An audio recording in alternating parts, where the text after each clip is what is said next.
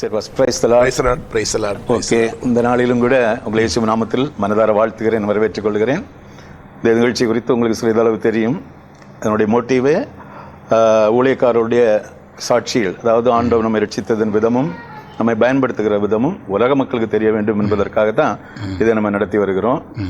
அப்போ இதை பார்க்கிற ஜனங்கள் ஆண்டோடைய செய்கைகளை கண்டு துதிப்பார்கள், நமக்காக ஜெபிப்பாங்க, பெரிய காரியங்களை செய்வாங்க. ஆக இது அதிக பயனுள்ளதாக இருக்கும் என்று சொல்லி விசுவாசிக்கிறேன்.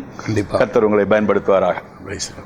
முதலாவது இந்த நாளிலும் உங்களுடைய பெயர், உங்களுடைய ஃபேமிலி டீட்டெயில்ஸை சற்று சொல்லுங்கள். அதுக்கு பிற்பாடு அடுத்த பகுதிக்கு நேராக கடந்து செல்வோம். என்னுடைய பெயர் நாராயண வடிவு. எனக்கு திருமணம் ஆச்சு. அன்பான ஒரு மனைவி, அழகான 3 பிள்ளைகள். என்னுடைய சிறு பிராயத்து ஒரு சின்ன கதையை நான் சொல்லணும்னு சொன்னால், நான் வடசேரி ஒரு ஸ்கூலில் படித்தேன். நல்லா படிக்கிறவன் தான். எனக்கு இந்த தமிழ் சயின்ஸ்லாம் நல்லா வரும். அந்த ஸ்கூலில் உள்ள லீடரோடு நான் நல்ல ஃபஸ்ட்டு மார்க் எடுப்பேன். ஆனால் அதே போல் மேக்ஸும் இங்கிலீஷும் சுத்தமாக வராது. இதனால் என்னை ஹைச்சம் என்னை ஸ்பெஷலாக கூப்பிட்டு, என்னப்பா உனக்கு தமிழ் சயின்ஸ் இப்படி பண்ணுறியா, இது வரலன்னு சொல்லி அந்த கிளாஸு வாத்தியார் சொன்னாரோ இன்னும் தெரியாது. ஒரு குறிப்பிட்ட நாளில் அந்த மேக்ஸ் வாத்தியார் திட்டி அடிச்சிட்டார். என்ன, நான் உனக்கு சொல்லி தரது பிடிக்கலையா, தமிழ் சயின்ஸில் இவ்வளோ மார்க் எடுக்கிறியா அப்படின்னு சொல்லி. அதை பார்த்து அந்த லீடரு என்னை பார்த்து சிரித்த உடனே எனக்கு அது லைஃப்பில் ஒரு பெரிய அவமானம் ஆயிட்டு.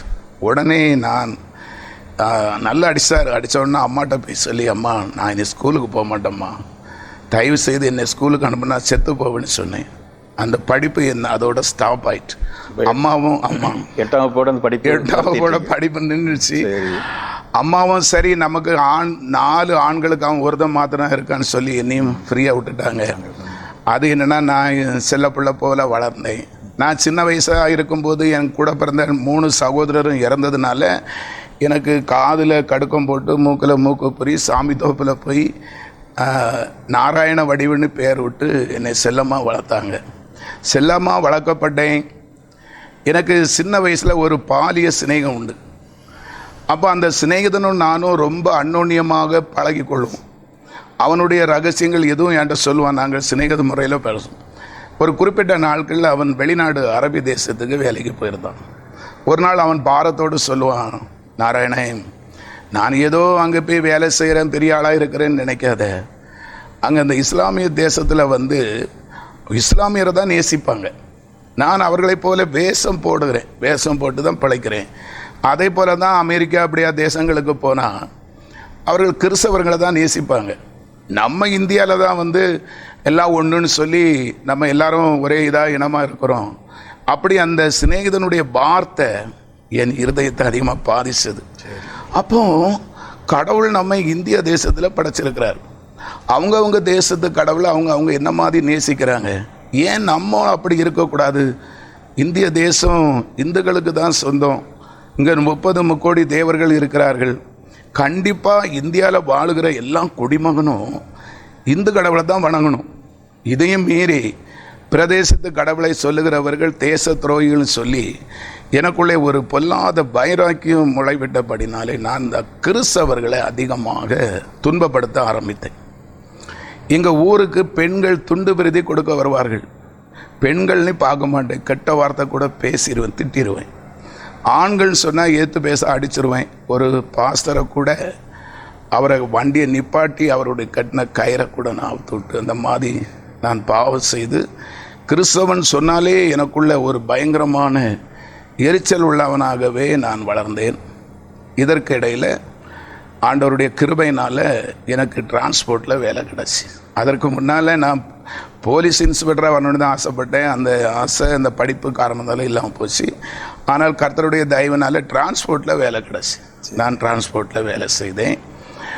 எனக்கு கல்யாணம் ஆச்சு. அன்பான மனைவி இருக்காங்க. 3 பிள்ளைகள். என்னுடைய மூத்த மகள் MBBS டாக்டர். 2வது மகன் சுதன். அவன் 12th படித்து கொண்டிருந்தான் அந்த நாட்களில். 3வது மகள் செல்வி. 3 பிள்ளைகளும் படிப்பில் நல்ல பிரில்லியன்ட். வடசேரி SMRV ஸ்கூலில் படித்தார்கள். நல்ல மார்க் எடுப்பாங்க. இப்போ உங்களுக்கு ஒரு மதப்பற்று இருந்தது. மற்றவங்களை எல்லாம் வேதனைப்படுத்தி எப்படியாவது துரத்திடணும், அதை ஏற்றுக்கொள்ள சொல்லியிருந்தீங்க. அந்த டைமில் உங்களுக்கு தெய்வ பயம் இருந்ததா? ஏதாவது தெய்வங்கள்? ஆமா, அது அந்த விக்கிரகத்து மேலதான் எனக்கு கூடுதல் இருந்தது. நம்ம மகள், என்னுடைய மகள் MBBS ஆகுறதுக்கு அந்த விக்கிர தெய்வம் தான் காரணம் அப்படிங்கிறதுல அந்த தெய்வங்கள் மேல நான் அதிக ஒரு பற்று உள்ளவனா இருந்தேன். அப்ப அந்த தெய்வ பயம் இருக்கும்போது மக்களை நம்ம துன்புறுத்தக்கூடாது, எல்லாரையும் நேசிக்கணுங்கிற அது இல்லைன்னா நம்ம தெய்வத்தை எல்லாரும் வணங்கிட்டு, அப்படி அந்த ஒரு இந்து தெய்வத்தை வணங்கிட்டு, சரி இல்லாம நான் அதனால தான் எனக்கு அந்த கிறிஸ்தவ மார்க்கத்து மேல கோபம். எல்லாரும் இந்த கடவுளை வேணும். ஏன்னா நான் அறியாம இருந்தனால. இப்படி இருக்கிற நாட்கள்ல நிறைய துரோகம் செய்தேன். என்னுடைய சகோதரி, மூத்த சகோதரி, 5 சகோதரி, மூத்த சகோதரி சென்னையில் வசித்தார்கள், திருமணம் ஆகிட்டு. அத்தான் நல்லா குடிக்கிற ஒரு மனுஷர். அவர் குடித்து வரித்து ஒரு காலகட்டத்தில் மரித்தும் போனார். அப்போ அக்காளுக்கு 2 பிள்ளைகள். அக்காளுக்கு அந்த வறுமையினாலும் சரீர பலவீனத்தினாலும் 5 வகையான வியாதிகள், தைராய்டு, பைல்ஸு, சுகர், ப்ரெஷர். ஒரு கிட்னி சுத்தமாக அவுட் ஆகிட்டு அடுத்த கிட்னி பஞ்சர் ஆகி ஆள் ஒல்லியாக இருப்பா. எப்போ வேணாலும் மரணம் சம்பவிக்கலாம். இப்படி ஆகிப்பட்ட காலகட்டம். மூத்த மகளுக்கு ஆஸ்மா வியாதி. இந்த மாதிரி சிச்சுவேஷனில் நான் அரசு போக்குவரத்து கழகம் டிரைவராக இருக்கனால மெட்ராஸ் டியூட்டி எனக்கு போட்டார். மெட்ராஸ் வண்டி, நாகர்கோயிலேருந்து மெட்ராஸ் போகிற வண்டியில் நான் பணி செய்தேன். மெட்ராஸ் வண்டி டியூட்டி போட்டதுனால பல்லாவரம் என்கிற பகுதி பக்கத்தில் பம்மல்ங்கிற ஊரில் சகோதரி வசித்தாங்க. அந்த சகோதரியை சந்திப்பதற்காக நான் அடிக்கடி 2 டிரைவர் நாங்கள் போவோம். ஒரு டிரைவர்கிட்ட வண்டியை கொடுத்துட்டு சந்திக்க போவேன். சரி, அப்போ என்னால் முடிஞ்ச உதவியை சகோதரிக்கு செய்து கொண்டு இருந்தேன். ரொம்ப கஷ்டமான சூழ்நிலை. அப்படி இருக்கிற காலகட்டத்தில் ஒரு நாள் அப்படி போகும்போது அங்கே இந்த கிறிஸ்தவர்களை அந்த ஜெபம் பண்ணுவதற்குள்ள அறிகுறி தெரிந்தது. அதற்கு முன்னால் அங்கே என்ன நடந்திருக்குன்னு சொன்னால், இவள் கஷ்டப்படுகிறதை பார்த்து கிறிஸ்தவர்கள் சகோதரியை சந்தித்து, அம்மா நீங்கள் ரொம்ப கஷ்டப்படுறீங்க, இயேசுவை ஏற்றுக்கொள்ளுங்க அப்படின்னு சொல்லி ஆண்டவருடைய அன்பை சொல்லியிருக்கிறார்கள். ஆரம்ப நாட்களில் அவள் வெறுத்தாலும் ஒரு சில நாட்களில் ஆண்டவரை ஏற்றுக்கொண்டு அப்புறம் அத்தானுடைய போட்டோலாம் மாற்றி அந்த ஜெபம் பண்ணி கொண்டு இருந்திருக்கிறார்கள். எதாச்சையாட்டு நான் அன்னைக்கு போகும்போது அங்கே அந்த ஜெபம் பண்ணுவதற்குள்ள அறிகுறிகளை நான் பார்த்தேன். நான் மிகுந்த ஒரு கோபம் உண்டவனாகி சகோதரி இடத்துல, கிறிஸ்தவர்களெல்லாம் பொய்யர்களாக்கும், பொய் பேசுகிறவர்கள், பணப்பிரியர்கள், பணத்துக்காக இல்லாத கட்டுக்கதையெல்லாம் சொல்லுகிறவர்கள். இயேசு என்பது மெய்யாகவே ஒரு தெய்வம் கிடையாது. அவர் ஒரு சாதாரண மனுஷர், பண்டாரம் போல சுற்றி தெரிந்தவரை இந்த கிறிஸ்தவர்களெல்லாம் பணம் சம்பாதிக்கிறதுக்காண்டி அவரை தெய்வமாக்கி இப்படி ஜனங்களை ஏமாற்றி அற்புதம் செய்கிறார், அடையாளம் செய்கிறார் சொல்லி பணப்பெரியர்கள். இவர் இந்த கிறிஸ்தவர்களுக்கெல்லாம் இந்த ஆட்களை பிடிச்சி கொடுத்தா வெளிநாட்டிலேருந்து காசு வரும். இந்த காசுக்காக கற்பனையாய் பேசுகிறவர்கள். அப்படியாப்பட்ட பொய்யான கிறிஸ்தவர்களுடைய வார்த்தையை கேட்டு நீனும் கெட்டு போனியா, நீ அப்படியே செத்து தொலை, நான் இனி இங்கே உன்னை பார்க்க வரமாட்டேன். அம்மாட்ட சொல்லிடுவேன், அம்மா அக்காளுக்கும் நமக்கும் எந்த சம்பந்தம் கிடையாது, அவர் நாசமும் அப்படி சொல்லி நான் நல்ல திட்டி என் சகோதரியை சந்திக்க நான் தொடர்ந்து ஒரு 2 மாதம் போகலை. ஆனால் அப்படி ரட்சிக்கப்படுவதற்கு முன்பாக என்னுடைய சகோதரி வாழ்க்கை ரொம்ப வறுமை. அந்த அவளுக்கு வியாதிக்கு மாத்திரை வாங்கணும், பிள்ளைக்கு மாத்திரை வாங்கணும், சாப்பிடணும். அதனால் ரொம்ப கஷ்டப்பட்டா. நானும் என்னைக்காவது அப்படி போகிறத்துல கொஞ்சம் கொடுப்பேன், அவ்வளவுதான். அந்த மாதிரி கஷ்டப்பட்டு இருக்கிற நேரத்தில் ஒரு இட்லி கடை வியாபாரம் செய்தாள். அவள் வசித்த பகுதி குடிசை தான், அதை பகுதியாக மறைச்சி ஒரு சைடு இட்லி வியாபாரம். தினமும் அதிகாலை 5 மணிலேருந்து ஒரு இட்லி வியாபாரம் கடை செய்துட்டு 9 மணி ஆனால் அந்த கடையை பூட்டிக்கிட்டு அப்படியே ஒரு வியாதி பிடித்த பட்டியை போல் அந்த கடைக்கு முன்னால் 2 பெஞ்சை போட்டு அப்படியே சுருண்டு படுத்திருப்பான். நான் வேலை செய்கிற டியூட்டி பார்க்குற பஸ்ஸு 9 மணி 9:30 அந்த ரேஞ்சில் அந்த பக்கம் போகும். நான் அந்த காம்பவுண்டுக்குள்ளே நுழைஞ்ச உடனே என்னுடைய சகோதரியை பார்த்தா அப்படியே சுருண்டு படுத்திருப்பான். இதான் அவளுடைய அன்றாட நிலையாக இருந்தது ரட்சிக்கப்படுவதற்கு முன்னால். இந்த ரட்சிக்கப்பட்டு நான் அவளை திட்டி 2 மாதம் சகோதரியை சந்திக்காமல், சரி நம்ம பேசிட்டு வந்தோம், எப்படி இருக்கிறாள் பார்ப்போம் என்று சொல்லி நான் மறுபடியும் அந்த இடத்துக்கு போகிறேன். அந்த இடத்துல என்னுடைய சகோதரியை காணல். அவளுடைய மாமூல் வாழ்க்கை அப்படி தான். 9 மணி கடையை போட்டுக்கிட்டு மத்தியானம் வர அப்படியே சுருண்டு படுத்திருப்பாள். ஆனால் அன்னைக்கு நான் பார்க்கும்போது இல்லை, எனக்கு ஆச்சரியமாக இருந்தது, செத்து போயிட்டா போல் இருக்குதே அப்படின்னு சொல்லி நான் சிகைத்து நிற்கும்போது என்னுடைய மூத்த மருமகள், அந்த ஆஸ்மா வியாதி பிடித்த மகள் மாமா என்ன இல்லாமல் அதிசயம் நடக்குது. அம்மா முன்ன மாதிரி இல்லை, எப்பவும் ஜெபம் பண்ணுகிறார்கள். அம்மா செபிக்க நாளில் இருந்து எனக்குள்ளே இருந்த அந்த வீசிங் ப்ராப்ளம், அந்த தெபக்கம் அப்படியே குறைஞ்சிட்டும் அம்மா அப்படின்னு அந்த மகள் சாட்சி சொன்னாள். நல்ல கேட்டுடுங்க. அது என்னென்னா, அந்த அத்தான் குடித்து வெறித்து அந்த குடும்பம் கஷ்டப்படுகிறதுனால அம்மா தான், அந்த மகள் சிறு பிள்ளையாக இருக்கும்போது அம்மா தான், எங்கள் அம்மா தான் வளர்த்தாங்க பெரியவளாக வர்றது வரைக்கும். அந்த நாட்களிலே அந்த சிறு பிள்ளைக்கு அந்த வீசிங் ப்ராப்ளம் இருந்த உடனே பல டாக்டர் நாங்கள் கொண்டு பார்த்தோம், பல ஆயிரங்கள் செலவு பண்ணி பார்த்தோம். அவருக்கு எல்லா டாக்டரும் சொல்லிவிட்டார்கள், இது கொஞ்சம் கஷ்டமான வியாதியாக இருக்கிறது, திருமணம் ஆனால் கொஞ்சம் கஷ்டம், ஏதோ போகிற வரைக்கும் போட்டு அப்படி சொல்லப்பட்ட மகள், பல டாக்டராலும் கைவிடப்பட்ட மகள், அந்த மகள் சொன்ன சாட்சி, அம்மா இப்போ இந்த 2 மாதம் கேப்பில் அம்மா எப்பவும் ஜெபம் பண்ணுகிறார்கள். ஜெபம் பண்ண ஆரம்பித்த நாள்லேருந்து எனக்குள்ளே இருந்த அந்த தெபக்கம், அந்த மூச்சிறைப்பு, ஆஸ்மா அப்படியே குறைஞ்சிடுமாமா, இப்போ நல்லா இருக்குன்னு சொன்னான். பெரிய ஒரு அற்புதம், பெரிய அற்புதம். அந்த அற்புதத்தை பார்த்தா அது உங்களுக்குள்ள ஒரு மாற்றம் வந்ததா? இல்லை. அப்போ எனக்கு என்ன பேசுகிற பைத்தியக்காரி போல. சரி, இப்போ உங்கள் அம்மா எங்கே கேளுங்க மாமா. இப்போ காபி கடை கிடையாது, காபி கடையை பூட்டியாச்சு. 4 மணிக்கு அம்மா எந்திரிப்பாங்க. பக்கத்தில் ஒரு ஆவிக்குரிய சபை இருக்கிறது, செல்வகுமார் நார்கோயிலில் செல்வகுமார் பாஸ்டர் அவருடைய சபை இருக்கிறது. அங்கே தினமும் 5 மணிக்கு கூட்டம் நடக்குமா. ஒரு மணி நேரம் டெய்லி காலையில் 5 மணிலேருந்து 6 மணி வரை. அம்மா அந்த பாஸ்டருடைய அனுமதி கேட்டு வீட்டுக்கு ஆப்போசிட்டில் பக்கத்தில் இருக்கிறதுனால 4 மணிக்கே எந்திரிச்சு அந்த சபைக்கு போயிறாங்க. பலன் இந்த ஆண்டு செபிக்கு இந்த 2 மாதத்துக்குள்ளே எனக்கு பூரண சுகம், அம்மாவுக்கு நல்ல பலம். ஆனால் அந்த பலத்தை வச்சு அந்த 4 மணிக்கு இப்போ அங்கே போய் ஜெபம் பண்ணுவாங்களாம். 5 மணிக்கு எல்லோரும் வருவாங்க. 5 மணிக்கு 6 மணிக்கு ஜெபம் முடியும். ஜெபம் முடிஞ்சோடனே அம்மா எங்கே போகிறாங்கன்னு கேள்விப்படுறேன்னா, வேதத்தை எடுத்துக்கொண்டு பக்கத்தில் இருக்கிற அனகாபுதூர், அம்பத்தூர், திரிசூலம், சாண்டூரியம், பொளிச்சலூர் இப்படியாய்ப்பட்ட கிராமங்களுக்கு போய் காலையிலேயே புறப்பட்டு போய், அம்மா அப்பா ஆண்டவரை ஏற்றுக்கொள்ளுங்கள், இப்படி வியாதிப்பட்டு படுக்கையாக இருந்தேன், என் மகளுக்கு ஆஸ்மா வியாதி, இந்த 2 மாத கேப்பிலே ஆண்டவர் என் மகளுக்கு பூரண சுகத்தை கொடுத்திருக்கிறார், எனக்கு நடக்க பலன் தந்திருக்கிறார், அவர்தான் மெய்யான தெய்வம் என்று சொல்லி அம்மா அப்படி ஊராக சொல்கிறாங்களாம். இப்படி நிறைய பேர் கேள்விப்பட்டு உங்கள் அம்மாவை அங்கே கண்டேன் இங்கே கண்டேன்னு சொல்கிறாங்க மாமா. காலையில் 4 மணிக்கு அம்மா போனால் மத்தியானம் 12 மணி 1 மணிக்கு தான் வராங்க. எங்கே சாப்பிட்றாங்களோ ஒன்றும் புரியலை மாமா அப்படின்னு சொன்னான்.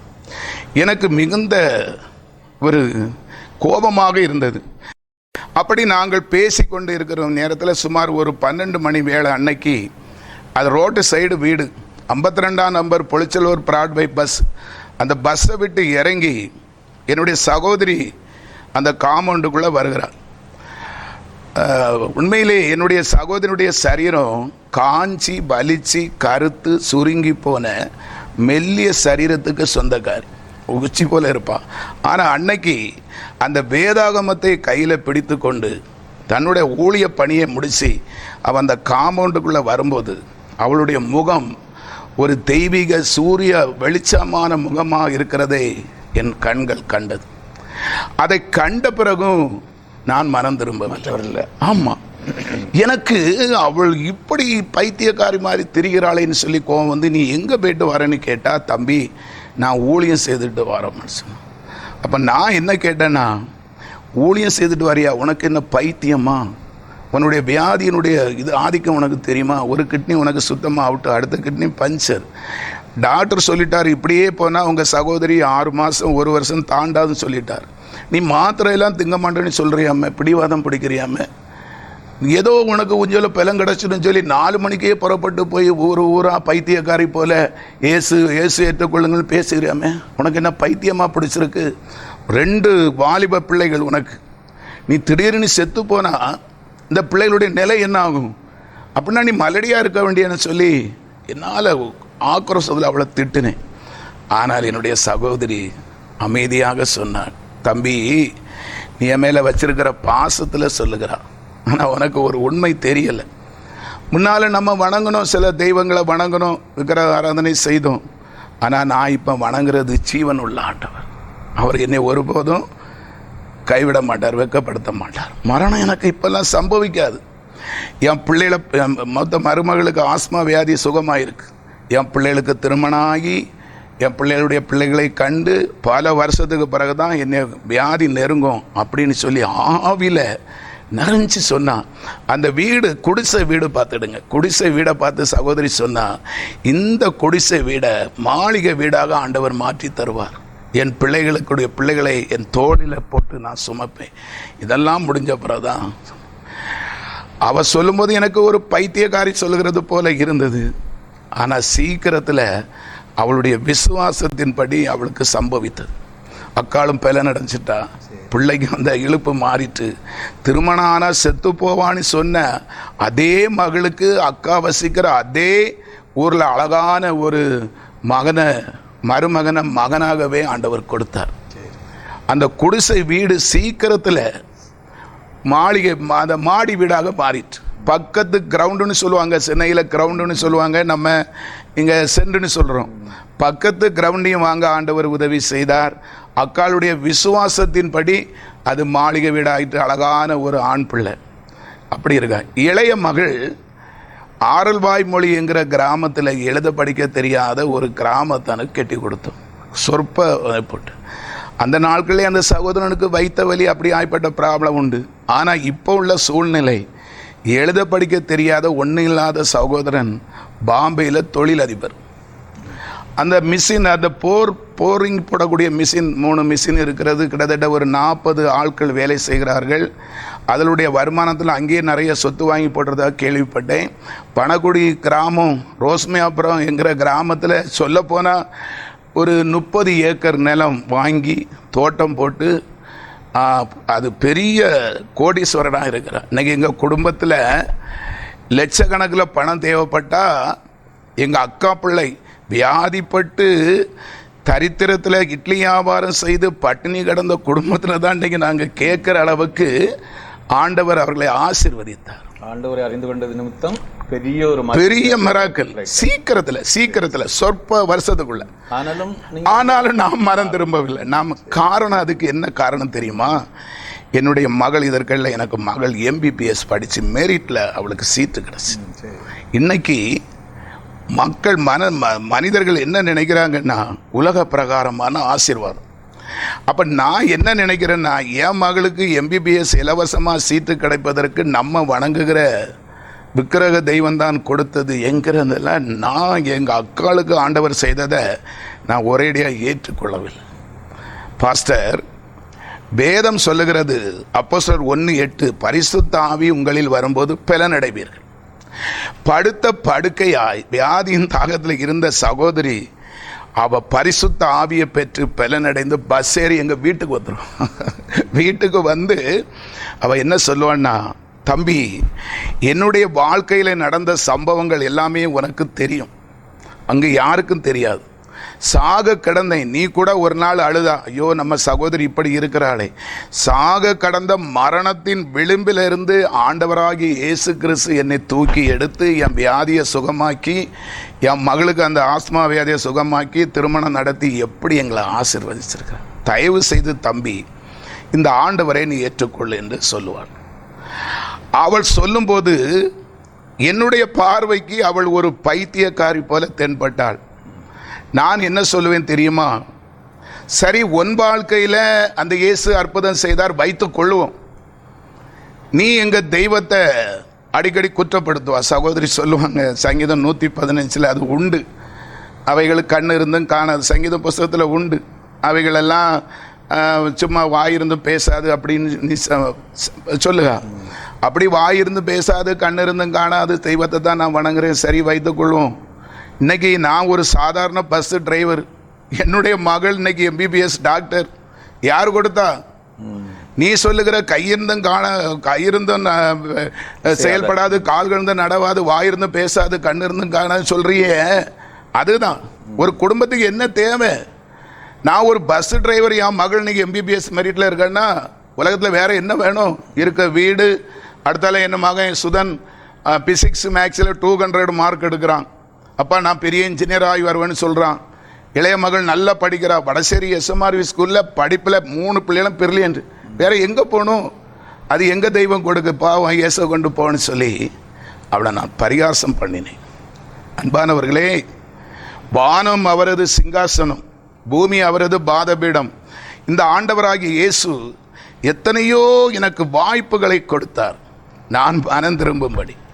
இனி பாருங்க, அந்த சவுலை கொடுத்து கூட நம்ம சொல்லலாம், சவுலை போலத்தான் துன்மார்க்கமாக வாழ்ந்து சபையை சீரழிக்கிற ஊழியக்காரனை அடித்த இருந்த என்ன ஆண்டவர் வாய்ப்பு கொடுத்தார். இந்த கர்த்தர் கொடுத்த வாய்ப்பெல்லாம் நான் நிர்விசாரணமாக பண்ணினபடினால 2005 டிசம்பர் மாதம் 31 மாலை என்னுடைய மகன் 12th படித்து கொண்டிருந்தான். டியூஷனுக்கு போயிட்டு வரேன்னு சொல்லி டியூஷனுக்கு போனான். ஒரு விபத்தில் இறந்து போனான். ஆனால் அவன் இறப்பதற்கு காரணம், நான் அந்த விக்கிர தெய்வங்கள் மீது பற்றுதலாக இருப்பதற்கு முக்கியமான காரணம், என் மகனுக்கு சின்ன வயசுலேயே அந்த இருதய வால்வு பழகினோம், ஒரு வளைவு உண்டு சொல்லிட்டார். சிறு வயதில் ஒரு நாள் அவனை நான் கூட்டிகிட்டு போகும்போது இந்த லாரி ஹார்ன் அடிச்சையில் அதிர்ச்சியில் ஓடையில் விழுந்துட்டான். எனக்கு என்னடா பயில் இப்படி இருக்குன்னு சொல்லி பட்டாசு வெடிக்கும் போது காதை பொத்திட்டு ஓடுவான். அவன் இருதய துடிப்பு அதிகமாக இருக்கிறத நான் பார்த்துருக்கிறேன். சரி, இவனுக்கு ஐயப்பன் கோயிலுக்கு மாலை போட்டு கூட்டிட்டு போனால் சரியாயிரும்னு சொல்லி நான் சிறு வயதிலே அவனுக்கு மாலை போட்டு கூட்டிட்டு போனேன். அங்கே 3 மலை, பெரிய மலை உண்டு. மலை ஏறுவதுக்கு முன்னாலே மூச்சு இறைச்சி துவங்கி நின்றுட்டான், கை காலெல்லாம் குளிர்ந்துட்டு. அவனை ஒரு தோளில் அவன் இருமுடி கட்ட நான் வச்சு அவனை கஷ்டப்பட்டு கொண்டு வந்தேன். இங்கே டாக்டர்கிட்ட ஒன்று காணிச்சா, அவன் மெட்ராஸில் இருக்கிற இன்பசேகர் என்கிற டாக்டர் நம்ம வில்லி ஆஸ்பத்திரிக்கு வருவார், விசிட் வருவார். அவர்கிட்ட காண்பிச்சேன். அவர் சொன்னார், பையன் ரொம்ப சிக்கலான மோசமான நிலையில் இருக்கிறான், அந்த முக்கியமான வால்வு வளைவு இருக்குது, இப்போ ஆப்ரேஷன் ஒன்றும் பண்ண முடியாது, கொஞ்ச நாள் போட்டும், அதிர்ச்சியான ஒரு சம்பவம் அவன் வாழ்க்கையில் நடக்காதபடி பாதுகாத்து கொள்ளுங்கன்னு சொல்லி அந்த டாக்டர் சொல்லிவிட்டார். நான் அதனால் நம்ம தெய்வம் எப்படியாவது நம்ம மகனுடைய உயிரை கொடுத்துருன்னு சொல்லி அந்த குமார கோயிலுக்கு பாலாபிஷேகம் ஒரு மாதத்துக்கு 2 நேரம் போயிடுவேன். 5 லிட்டர் பால் வாங்கிட்டு ஒவ்வொரு கோயிலுக்கு போய் அது உருண்டு கொடுப்பேன். அந்த மணலை நேர்த்தி கடன் சொல்லி கடற்கரையிலேருந்து மணலை அப்படியே பெட்டியில் தண்ணியோடு தலையில் சுமந்து அந்த கோயில் வாசலில் கொண்டு நேர்த்தி கடன் செய்வோம், அதில் உருண்டு கொடுப்போம். இப்படியெல்லாம் செய்தோம். ஆனால் இதற்கிடையில் என்னுடைய மகளுடைய காரியங்கள் அங்கங்கே அலைஞ்சதுனால என் மகனுடைய பலவீனத்தை நான் பெருசாக எண்ணலை. ஆனால் அந்த 2005 டிசம்பர் 31 என் பிள்ளை டியூஷனுக்கு போயிருக்கான். அது ஒரு குறிப்பிட்ட ரயில்வே கிராஸ் பண்ணி அந்த பக்கம் போகணும். அவன் அங்கே போய் நிற்கும்போது அந்த ட்ரெயின் வந்திருக்கு. அந்த அதிர்ச்சி, சின்ன அதிர்ச்சி கூட அவனால் தாங்க முடியாது. அந்த வண்டி போன ஸ்பீடில் பிள்ளை அதிர்ச்சியில் இந்த பக்கம் அப்படி விழுந்து கமந்து விழுந்து நெத்தியில் ஒரு கல் குத்தி அப்படியே அந்த ஜனவரி மாதம் டிசம்பர் கடைசி அந்த குளிரான நேரத்தில் பிள்ளை அதில் விழுந்ததை யாருமே காணலை. அது ஒரு மறைவான இடமா இருந்தது, ஆள் நடமாட்டம் குறை. ஐயோ, டியூஷனுக்கு போன பிள்ளையை காணலேன்னு சொல்லி நானும் என் மனைவியும் தேடும். அந்த நேரத்திலேயாவது சகோதரி சொன்ன ஆண்டவரே என் பிள்ளையை கூட்டிட்டு வந்துடும். அப்போ அவன் மயக்க நிலையில் தான் இருந்திருக்கிறான் அந்த அதிர்ச்சியில். ஆனால் பிள்ளை யாரும் கவனிக்காதனால நைட்டு முழுவதும் அதிலேயே கிடந்து அப்படியே உயிர் போயிட்டு. அப்போ என் மனைவி சொல்கிறா, நீங்கள் கவலைப்படாதீங்க, பக்கத்தில் ஆதிபராசக்தி கோயில் ஒன்று இருக்கிறது எங்கள் வீட்டுக்கு முன்னால், மேல்மருவத்தூர் உள்ள கோயில் உள்ள ஒரு பிரான்ச். அந்த கோயிலுக்கு என்னுடைய மனைவி தினமும் 4 மணிக்கு போயிடுவோம், அதுக்கு பாதாபிஷேகம் பண்ணுவதற்கு. அப்போ ஆதிபராசக்தி நம்ம பிள்ளைய கொண்டு வந்துடுவான்னு அவ சொன்னான். நான் சொன்னேன், சோய்மலிங்க சாமி கொண்டு வந்துடுவார். சகோதரிக்கு இவ்வளவு அற்புதம் செய்தாரே ஆண்டவர், அந்த ஆண்டவரை நாங்கள் நினச்சிருந்தா நிச்சயமாக அந்த ஆண்டவர் கொண்டு வந்திருப்பார். எல்லாம் முடிஞ்சது. மகன் மரித்து போனான். ஜனவரி 2006 ஜனவரி 1 முதல் நியூஸ் என் மகனுடைய மரணம். என் மனைவி தான் அந்த இடத்துலேருந்து அவனை கூட்டிட்டு வந்தான். ரொம்ப கஷ்டம். அது ஒரு சாட்சி சொல்லிகிட்டே இருக்கலாம். அவளும் பார்த்தா, பெத்த பிள்ளைய அம்மா டியூஷனுக்கு போயிட்டு வாரேன்னு சொன்ன மகன் அடுத்த நேரம் உயிரோடு இல்லை. புக்கு அப்படி இருக்கிறது, செயின் அப்படி இருக்கிறது, பெண் அப்படி இருக்கிறது, எல்லாம் அப்படி இருக்குது, உயிர் மட்டும் இல்லை. அவனை இழுத்து பார்த்துருக்கிறான். நேரமும் விடிந்து விட்டது. எல்லாரும் கூட்டம் கூடி விட்டார்கள். என் மகன் என்னை போல் ஹைட்டாக வண்ணமாக இருப்பான், என் மனைவியை போல் அழகாக இருப்பான். அவள் தாய் அல்லவா, ஐயோ நம்ம பெத்த பிள்ளை இறந்து போனான், நம்மளும் இனி இறந்துருன்னு சொல்லி அவள் அந்த ட்ரெயின் நாகர்கோவில் டவுன் அடுத்த ட்ரெயின் வந்து பள்ளிவேளை ஸ்டேஷனில் நிற்குது.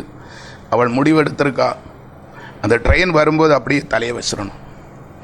யாரும் ஹெல்ப் பண்ண மாட்டாங்க, இழுக்க அவ்வளோ ஒத்தையில செய்ய முடியல, ஏன்னா ரயில்வே கட் பக்கம் விழுந்துட்டான்னு சொல்லி. அப்படியே அவன் முடிவு எடுத்திருக்கும் போது யாரோ ஒருவர் பின்னால் இருந்து, உன் மனசில் நீ என்ன நினச்சிருக்கிறா, உனக்கு இன்னும் 2 பெண் பிள்ளைகள் இருக்கிறார், நீ இறந்து போனால் அந்த பிள்ளைகளுடைய நிலை என்ன ஆகுன்னு சொல்லி என் மனைவிக்கு பின்னால் இருந்து யாரோ சொல்லுகிற ஒரு தெளிவான சத்தத்தை அவள் கேட்டு, ஆமாம் எனக்கு இன்னும் 2 பிள்ளைகள் இருக்க, அவங்க என்ன செய்வாங்கன்னு சொல்லி அந்த மனசை திடப்படுத்தி என் மகனை கொண்டு வந்துட்டான். எங்கள் மகனுடைய மரணம் எங்களை ரொம்ப பாதிச்சுட்டு செத்துப்போன என் மகனுடைய முகத்தை நான் பார்க்கல.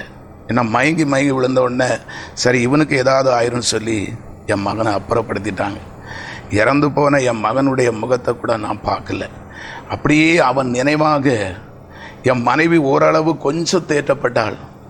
எனக்கு செத்தே போகணுங்கிற முடிவில் இருந்த உடனே என் மனைவி எல்லாத்திட்டையும் சொல்லி அவங்க கண்டிப்பாக தற்கொலை செய்திருவாங்க, அதனால் என் புருஷனை காப்பாற்றித்தாங்கன்னு சொன்னதுனால எங்கள் உறவுக்காரங்களாம் எனக்கு காவல், என்னை ஒரு வீட்டுக்குள்ளே அடைச்சி போட்டுட்டாங்க.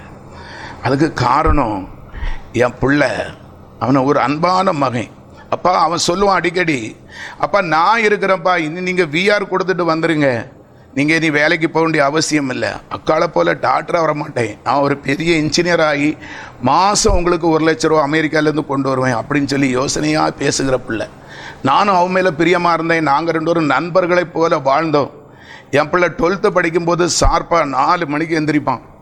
அவன் டயர்டாக இருக்கக்கூடாது என்று சொல்லி நான் குளுக்கோஸ் வாங்கி இளநீ வாங்கி போட்டு அவனுக்கு கொடுப்பேன். உள்ளங்கை அளவு பாதாம் பிஸ்தா பருப்பு வாங்கி கொடுப்பேன். என் பிள்ளை சில நேரம் அசதியில் அப்படியே புக்கு ஒரு பக்கம் ஒரு பக்கம் கிடப்பான். நான் முழிச்சிருந்து அவனை இந்த கொசு கடிக்கக்கூடாதபடி வீசி பார்த்து என் பலத்தை என்னுடைய மகன் ஒவ்வொரு நாளும் என் மகனுடைய அப்படி இந்த கரத்தை அளந்து பார்ப்பேன், என் பிள்ளை எப்போ பெரியவனாக வருவான், நமக்கு எவ்வளவு உதவியாக இருக்கிறான்னு சொல்லி. அப்படி வளர்த்த என்னுடைய மகனுடைய மரணம் என்னை மிகவும் பாதித்தது. வீட்டில் அடைப்பட்டேன். 5 நாள் தண்ணி ஆகாரம் ஒன்றும் குடிக்கலை, உடுத்த துணியை மாற்றலை, மெண்டல் பைத்திய நிலைமைக்கு நான் தள்ளப்பட்டேன். அப்போ என்கிட்ட எனக்கு வர முடியாது, உடுத்த துணியை மாற்றலை, ரொம்ப நான் சிரமப்பட்டேன். 5வது நாள் ஒரு இரவு எனக்கு ஏற்கனவே ஸ்டோன் பிரச்சனை உண்டு. அந்த ஸ்டோன் பிரச்சனைனால தண்ணி ஆகாரம் ஒன்றும் சரியாக குடிக்காததுனால யூரின் வெளியே போகாமல் அப்படியே வயிறு வீங்கி அப்படி நான் குனிஞ்சு நிற்கிறேன், நிமிர முடியாது என்னால். அப்போ என் மனைவி ஓடோடி வந்து, ஏன் இப்படி நிற்கிறீங்க, உங்களுக்கு என்னாச்சு, வாங்க ஆஸ்பத்திரிக்கு போகணும் சார். நான் சொன்னேன், நான் இப்படியே என் பிள்ளையோட பேச இருப்பேன், நான் ஆஸ்பத்திரிக்கு வர மாட்டேன். என் மனைவி என் காலை பிடிச்சி கதறினா. உண்மையிலே நான் சொல்லுவேன், என் மனைவி செய்த ஒரு தவறு என்னை கல்யாணம் பண்ணதான். அவள் காலை பிடிச்சி கதறினா, நீங்களும் இறந்து போனா நாங்கள் என்ன செய்வோன்னு சொல்லி. அப்புறம் நான் சொன்னேன், நீ இருப்பியோ சாகுறோ எனக்கு தெரியாது கணவன், என் மகன் சுதனை விட்டு என்னால் உலகத்தில் ஜீவிக்கவே முடியும். ஓடோடி என் சகோதரி, என் மனைவி, என் சகோதரி எங்களுக்கு உதவி செய்ய வந்திருந்தா, மைனி பாருங்க, உங்கள் அண்ணனை உங்கள் தம்பியை பாருங்க, எங்கள் குடும்பமே இதோடு அழிய போகுதுன்னு சொல்லி. உண்மையிலே சார், என் மனைவி நல்லவதான். ஆனால் தினமும் 4 மணிக்கு அந்த ஆதிபராசக்தி கோயிலுக்கு பாத பூஜை செய்ய போகும்போது என்னுடைய சகோதரி ஜெபம் பண்ணி கொண்டு இருப்பாள்.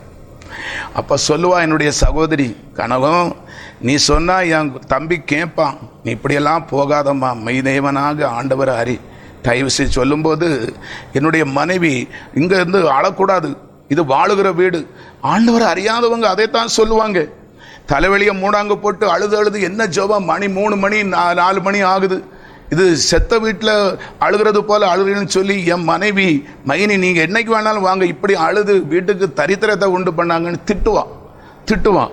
அப்படியெல்லாம் சொன்ன மகள் அன்னைக்கு ஓடோடி போய் என் சகோதரி இடத்துல காலில் விழுந்து, மைனி எங்கள் குடும்பமே உங்கள் தம்பியை வந்து பாருங்கள், என்ன வியாதியோ தெரியல, குன்னி போய் நிற்கிறாங்க, ஆஸ்பத்திரிக்கு கூப்பிட்டா வரமாட்டாங்கன்னு சொல்லி.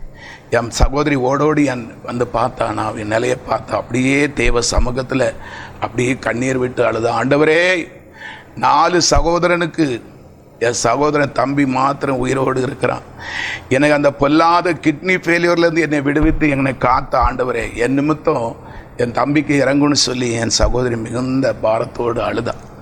அவளுடைய கதறலை கேட்டு என் உள்ளத்தை ஆண்டவர் உடைச்சார். நான் கேட்டேன், ஏன்க்கா நீ இப்படி அழுகிற, நான் என்ன செய்யணும்?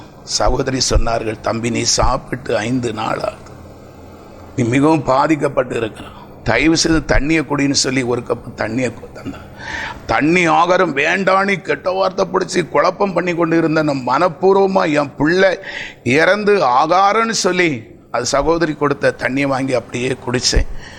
அப்போது நான் இரவும் பகலும் 5 நாள் தூங்கினதே கிடையாது. அதனால் ஒரு மென்டல் பவரில் இருந்தேன். 5 நாளைக்கு பிறகு என் பிள்ளை மரித்து 5 நாளைக்கு பிறகு என்னுடைய சகோதரி மடியில் அப்படியே தலை சாய்த்து படுத்தேன். ஒரு தரிசனம் வெளிப்பட்டது. யாரோ ஒரு நபர் என் மேலே மேறி போனது போல திடீர்னு முழிச்சு நான் பார்க்கும்போது எனக்குள்ளே இருந்த அந்த பலகீனம் மாறி எனக்கு ஒரு ஸ்டேடியம். அப்போ சகோதரி கேட்டார்கள், தம்பி இப்போ உடம்பு நல்லா இருக்குதா? பரவாயில்லைன்னு சகோதரி சொன்னால், அதுதான் தம்பி ஆண்டவர், உனக்கு சுகம் கொடுத்தவர் ஆண்டவர், அவர் ஒரு அற்புதமான ஆண்டவர், என்னுடைய செபத்தை கேட்டு உனக்கு உதவி செய்தார். இந்த ஆண்டவரை தான் நான் பல வருஷமா நான் உன்கிட்ட சொல்லிக்கொண்டே இருந்தேன், ஜீவனுள்ள ஆண்டவரை தேடு. நீ மாத்திரம் இந்த ஆண்டவரை தேடியிருந்தால் உனக்கு இந்த பரிதாப நிலை வந்திருக்காது. இன்னும் தம்பி நான் சொல்லுறது கேளு, உனக்கு இப்போ சமாதானம் தேவை. உன் மகனுடைய மரணம் உன்னை அதிகமாக பாதித்து இருக்கிறது. இறந்து போன நம்முடைய தாயார் மகனே நீ சமாதானம் அடைய சொன்னாலும் உனக்கு சமாதானம் கொடுக்க முடியாது. சமாதானத்தை கொடுக்கிற ஒரே ஆண்டவர் இயேசு கிறிஸ்து. இயேசு அப்பான்னு கூப்பிடு தம்பி, ஆண்டவர் உனக்கு ஒரு சமாதானத்தை தருவார் என்று சொல்லி என்னுடைய சகோதரி அழுதான். மறுபடியுமாக என் இருதயம் கடினப்பட்டது. என் சகோதரி எவ்வளோ சொன்னாலும் நான் ஒன்று பேசாமல் இருந்தேன். 2வது ஒரு வாதை எனக்கு ஆண்டவர் கொடுத்தார். திடீரென்று ஒரு தலைவலி, கோடாரியை வச்சு மண்டையை வெட்டி பழக்கிறது போல. என்னுடைய ஆயுசு நாட்களில் அப்படியெல்லாம் நான் வியாதிப்பட்டது கிடையாது. அப்படியே வலி பொறுக்க முடியாமல் அழுவேன். ஐயோ தாங்க முடியல, மாத்திரையை வாங்கு, உள்ளியா கடுகையாவது அரைச்சி பூசுன்னு சொல்லி நான் அழுது அங்கே இங்குமா ஓடுவேன். அப்போ சகோதரி பின்னால் தம்பி நீ அப்படியெல்லாம் சத்தம் போடாத, கலாட்டா பண்ணாத, ஏசப்பான்னு சொல்லு, ஏசப்பான்னு சொல்லு. உண்மையிலே பாஸ்டர், அந்த தேவன், நான் ஏசுங்கிற வார்த்தை என்னை சுட்டு போட்டாலும் வராது. சகோதரி பின்னாலே ஏசப்பா சொல்லு தம்பி, ஏசப்பா சொல்லு தம்பி அப்படி நீ ஓயாமல். பாவம் என்னுடைய மூத்த சகோதரி என் மேல் அவ்வளோ பாசம் வைத்திருந்தார். அன்பான பாஸ்டர், ஒரு காலகட்டத்தில் என்னை அறியாம அவள் ஓயாம ஏசப்பா சொல்லு தம்பி, ஏசப்பா சொல்லு தம்பி சொன்னதுனால என்னை அறியாம அந்த இயேசு என்கிற வார்த்தை முதல் முறையாக இந்த பாவினுடைய இருதயத்திலிருந்து இயேசு. உண்மையிலே பாஸ்டர், அந்த மகத்துவம் உள்ள தேவனுடைய வல்லமை அன்னைக்கு தான் நான் உணர்ந்தேன். அந்த இயேசு இயேசு இயேசு என்கிற ஒரு வார்த்தை நிமித்தத்தில் நொடி பொழுதுல எனக்குள்ள இருந்த அந்த தலைவலி அப்படியே நீங்கிட்டு. அது மாத்திரமல்ல, என் ஆத்மாவுக்குள்ள, என் இருதயத்துக்குள்ள ஒரு தெய்வீக சமாதானம். குழப்பத்தில், பிரச்சனையில், போராட்டத்தில் இருந்த எனக்கு மகன் மரித்து போனான், அந்த சூழ்நிலை ஒன்றும் இல்லை, மனசில் சொல்ல முடியாத ஒரு சமாதானத்தை நான் காண முடிந்தது. அன்னைக்கு தான் பாஸ்டர் நான் சிந்திக்க ஆரம்பித்தேன், இது எப்படியாங்க சாத்தியம்? நமக்கு என்ன சம்பவம் நடந்தது? இயேசுனி தானே ஒரு வார்த்தை சொன்னோம். அந்த இயேசுனி சொன்ன வார்த்தை சொல்லி முடிச்சு செகண்ட் நேரத்துக்குள்ள இவ்வளவு ஒரு மாற்றம் நமக்குள்ள இருக்கிறத நான் சிந்திக்க ஆரம்பித்தேன். உண்மையிலே இந்த இயேசு ஒரு வல்லமை உள்ள தேவன் தானோ? அதான் நம்முடைய சகோதரி சொல்லுகிறதா உண்மைதானே? சகோதரிக்கு இத்தனை அற்புதம் செய்திருக்கிறாரு. அதான் அந்த கிறிஸ்தவர்கள் எல்லாம் சகோதரியை போல இயேசு இயேசுன்னு ஓடுகிறார்களோ? ஆனால் இந்த பாவிக்கு எப்படி ஆண்டவர் உதவி செய்ய முடியும்? நான் சிந்திக்க ஆரம்பிச்சேன். ஏன்னா பாஸ்டர், நான் வேதத்தை கிழிச்சிருக்கிறேன், நிறைய காரியம் சொல்ல முடியல. நான் டூட்டி மெட்ராஸ் வண்டி அடித்தேன். அண்ணா நகர் டிப்போல ஒரு நாள் சாப்பாடு நீ 10 மணி ஆச்சு, கடையை போட்டிடுவான், சாப்பாடு வாங்கி வைன்னு சொல்லி கண்டக்டர் சொல்லிட்டு குளிச்சுட்டு வரும்போது அவன் சாப்பாடு வாங்கி வைக்கல, பைபிளை படிச்சுட்டு இருந்தான். எனக்கு மிகுந்த கோபத்தில் அவன் கையில் இருந்த பைபிளை வாங்கி 2 கிழிச்சு போட்டு, எனக்குமே நான் கிறிஸ்தவ மேலே கோபமாக இருந்தேன். அந்த சகோதரன் சொன்னான், நாராயணே நீ குணத்துக்கு நல்லது, ஆனால் இந்த கிறிஸ்தவர்கள் கிறிஸ்தவ பைபிள்னு சொன்னால் நீ வெறுப்பாயிரு, ஆனால் இதனுடைய மகத்துவம் உனக்கு தெரியலை. ஆனால் நான் சொல்லுவேன், சீக்கிரத்தில் இந்த வேத புஸ்தகத்தை நீ சுமக்கிற ஒரு காலம் வரும்னு சொன்னான். அப்படியாய்ப்பட்ட துன்மார்க்கமான வாழ்க்கை வாழ்ந்த என்ன பப்ளிக்கில் திட்டுவோம் பாஸ்டர், பப்ளிக்கில் கெட்ட வார்த்தை பேசுவேன். எந்த டிப்போலெல்லாம் யாருக்கும் பயப்பட மாட்டேன். பகிரங்கமாக மேடையிலலாம் அப்படி பேசுவேன். அப்படி தேவநாமத்தை தூசித்து வேதத்தை கிழித்து ஊழியக்காரர்களை அடித்து துன்மார்க்கமாய் வாழ்ந்த என்னையும் ஆண்டவர் இவ்வளவு ஒரு பெரிய அற்புதம் செய்கிறாரே, அவ்வளவு ஒரு இரக்கமுள்ள ஆண்டவரையா நான் பரியாசம் பண்ணினேன், இவ்வளவு ஒரு அன்புள்ள தெய்வத்தையா நான் மறுதலிச்சேன்னு சொல்லி என் இருதயத்தில் ஆண்டவரை மானானது நீருடைய வாஞ்சித்து கதறது போல என்னுடைய சிந்தை அவர் பக்கம் திரும்பிட்டு. எனக்கு யாரும் கற்றுக் கொடுக்கவில்லை. என்னுடைய சகோதரி சொல்லுவார்கள், இயேசுதான் மெய்யான தெய்வம்னு சொல்லி. யார்? ஆனால் கர்த்தர் நல்லவர் என்பதை ருசிக்க ஆண்டவர் உதவி செய்தார். இனி என் மகனுடைய ஞாபகம் வரும்போது எனக்கு அந்த தலைவலி தான் வரும் பார்த்துடுங்க. அந்த நேரத்தில் இயேசு அப்பான்னு எனக்கு சொல்ல வராது, இயேசு இயேசு இயேசுன்னு திரும்ப திரும்ப சொல்வேன். கர்த்தர் சமாதானத்தை கொடுத்தார். இதுதான் என்னுடைய தாரக மந்திரமாக ஒரு சில மாசங்கள் இருந்தது. ஆண்டவர் நான் இயேசு இயேசுன்னு சொல்லும்போது எனக்கு சமாதானத்தை கொடுப்பார். ஆண்டவராலே தேற்றப்பட்டேன். சுமார் ஒரு 70 நாட்கள் கழிந்தது. நான் தேற்றப்பட்டபடினாலே டியூட்டிக்கு போகலான்னு சொல்லி என் மகன் மரித்து 70வது நாள் முதல் முறையாக நான் அந்த பணிக்கு போகிறேன். அதிகாலை 5 மணிக்கு ஒரு மெட்ராஸ் வண்டி, ஒரு சிவகாசி தான் என்னுடைய ஷெட்யூல் வாரத்துக்கு. சிவகாசி வண்டி எடுப்பதற்கு 5:15 மணிக்கு வண்டிக்கு முன்ன போகிறேன். எனக்கு தலைவலி வந்தது. தலைவலின்னா அது சாதாரணமாக இருக்காது. வெளி ஒன்று கண்ணிலேருந்து நீராக வரும், சுயபுத்தி ஒன்றுமே இருக்காது. அப்போ நான் பஸ்ஸு ஓட்டுறவேன், நான் பஸ்ஸுக்கு முன்னால் நிற்கிறேன். அப்போ எல்லா ஜனங்களும் அதிகாலை 5:15 மணினா உங்களுக்கு தெரியும், அந்த டிப்போலெல்லாம் பஸ்ஸு ஆப்ரேட் ஆகக்கூடிய நேரம். டிரைவர், கண்டக்டர், மெக்கானிக்கல் அதிகாரிகள் எல்லாரும் திரளாக இருப்பாங்க. அதில் நான் ஓட்டுகிற வண்டி விஐபி வண்டி, புது வண்டி. அப்போ எல்லோருடைய பார்வையும் என் மேலே இருக்கும். எல்லாம் டவுன் பஸ்ஸு டப்பா வண்டி ஓட்டுறோம், அவர் பாரு புது வண்டி ஓட்டுறான்னு சொல்லி. நான் அந்த பஸ்ஸுக்கு முன்னே போய் நின்று, உண்மையிலே பாஸ்டர் நான் ஒரு முட்டாள், ஆண்டவரை அறியாதவன், ஆண்டவரை தூசித்தவன் தான். ஆனால் அந்த நேரத்தில் நான் என்ன செய்தேன்னு தெரியுமா? சூழ்நிலையை நான் பார்க்கல, வேற டிரைவரை போட சொல்லணும்னு யோசிக்கல, மனுஷரை பார்க்கல, சுற்றுச்சூழ மனுஷரை பார்க்கல. அந்த பஸ்ஸுக்கு முன்பாக நான் போய் நின்று 2 கரங்களையும் வானத்துக்கு நேராக உயர்த்தி, சங்கீதக்காரன் சங்கீதம் 77:3 சொன்னது போல, நான் கர்த்தரை தியானிக்கும் போது அலறினேன் என்று சொன்ன வார்த்தையின்படி அந்த பஸ்ஸுக்கு முன்பாக 2 கரங்களையும் உயர்த்தி, எனக்கு ஒத்தாசை வரும் பர்வதத்துக்கு நேராக கரங்களை உயர்த்தி இயேசு அப்பா என்று சொல்லி நான் கூப்பிடல பாஸ்டர், அலறினேன் என் சத்தத்தை உயர்த்தி. எனக்கு அன்னைக்கு சுகம் தந்தீங்களே, இன்னைக்கு எனக்கு ஒரு விடுதலை தாரும் சொல்லி. உண்மையிலே பாஸ்டர், வேதம் சொல்லுகிறது, சங்கீதம் 18:6, எனக்குண்டான நெருக்கத்திலே கர்த்தரை நோக்கி கூப்பிட்டேன், என் தேவனை நோக்கி அபயம் விட்டேன், தமது ஆலயத்திலிருந்து என் சத்தத்தை கேட்டார்.